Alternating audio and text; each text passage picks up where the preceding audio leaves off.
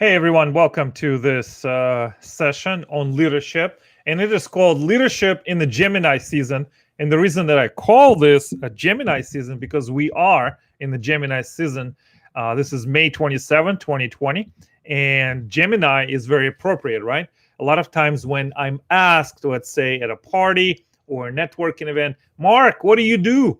And this question is always interesting, right? When we meet somebody for the first time, why do we always ask, what do you do? What do you do? Instead, can we ask them, what brought you here? What are you passionate about? How did you end up in this part of your life? I think when we ask a question, what do you do? I think we can do better. If we just dig a little bit deeper, pay a little bit more attention, and really tune in and attune to our conversation partner, I feel that we can make a lot more progress whoever we are meeting. Okay, so when somebody asks me, what do? I say, okay, well, one part of my company, we do leadership development. We do leadership training for teams, executives, one-on-one, and it's twin. Every time you have leadership development, there's leadership development in the left hand, and the right hand, it's life coaching, right? It goes together. You cannot separate the two. They always intertwine. And I feel this is appropriate. This is a Gemini, a twin, leadership development, and the life coaching. That's a little bit of humor for you. I hope. Leave me a comment. Let me know what you think about it.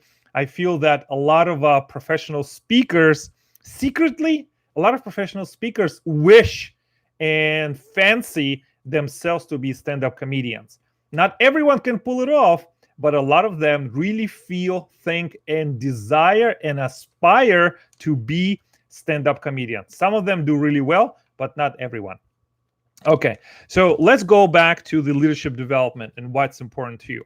So one of the questions that I think would be helpful if you are working with a coach or you coaching someone, maybe a team or maybe you do one-on-one, is help your clients to find emotional and psychological safety where they can relax, they can own their space, and really dig deep and understand where the stories that they believe to be true came from, so they can label the emotions that they are also coming from as well. So let's do a couple exercises. So ask these questions of your clients. Think about them if you're doing life coaching and leadership development. Okay, so number one, find a good spot and just relax your hands, your legs, your body. Just focus on your breathing. If it helps, you can close your eyes. Can you acknowledge right now, what are you experiencing? What are you experiencing in this moment? And what is that one word emotion? Is it calm? Is it curiosity? Are you excited? Are you angry? Are you patient? And just focus on that one emotion that you can label right now. What I have found is that a lot of times we as humans are so wound up in the things that we have to do right here, right now, and there's never time to do any of it, is that we don't really focus on what we're feeling in this moment right now.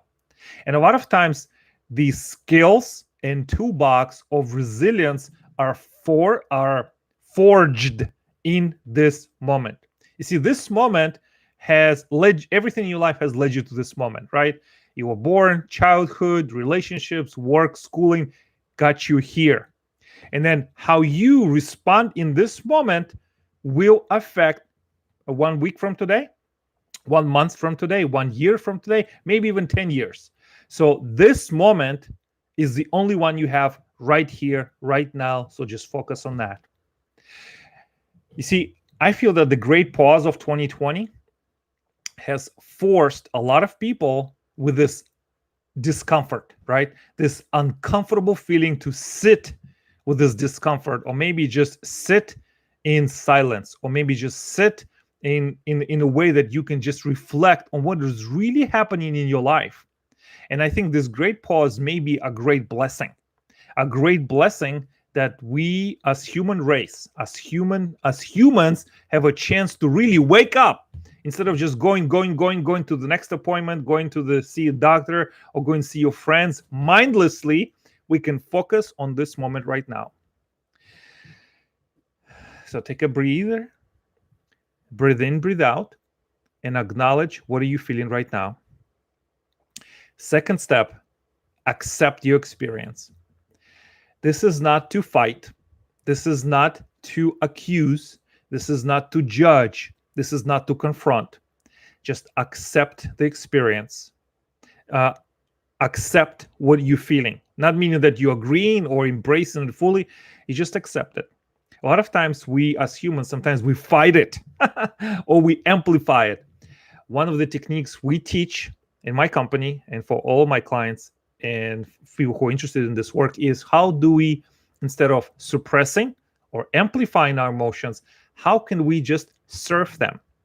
And this also helps when you have an addiction, whether it's smoking or drinking or other addictions. How can you surf your cravings so you don't give in to them? And that's another technique I can teach you as well if you decide to work with me. Third, so now, can you focus your attention somewhere else? Can you look around? Maybe look outside. Maybe you're already outside. Is there a beautiful animal around you? And maybe a beautiful foliage or beautiful plants and trees. Maybe there's a beautiful sky and maybe beautiful stars. Or maybe it's something around you. Focus your attention somewhere else. Because once you identify what it is, surf it, and then release it. See, life is messy, right? A lot of times we have uncertainty, complexity,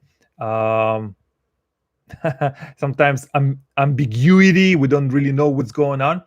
And I feel that in order to face your life at a highest possible level of performance, you build the skills and resilience in a quiet moments. And you can't just build your resilience once a month or once a year and think you're going to be good for the rest of the year. You build your skills of resilience incrementally every day. So whatever that looks like for you, perhaps it is exercise. Perhaps it is spending quality bonding time with people you care about. Or perhaps it is time somewhere in your life, in your place, in your space, in your environment, where you go to and you just turn off your phone, turn off everything around you, and just focus on you. You can focus on your breathing. You can have the mantra, you can say the words of gratitude for what you're grateful for, or just say nothing. Allow your mind to go blank for just a few moments. Allow your mind to be silent. And just stay with that moment, stay with that presence. What I find that is that when we focus on building this type of resilience, we can face our challenges and obstacles that are yet to be presented to us, because you have built up that emotional reservoir of resilience now, not once a month, not once a year, but every day for the rest of your life. The second thing I'd like to mention to you is, as a leader, a lot of times it helps us to think about perspective of people we're leading, or maybe somebody we're working with. We know that there's so many different personality types. There's so many different people who view world different than you, and they'll never, ever, ever, ever see the world in the same way. As a leader, we have to be sensitive, recognize, and have a diversity of you to allow the other person to be who they are and draw their strengths out so we can perform better. So one of the exercises that helps me in my practice, perhaps to you as well, is go to places where you will be a beginner. Maybe it's an ice skating rink. Maybe it's in a different place of worship from your from what you believe. Maybe you go take a class where everyone speaks the second or third language.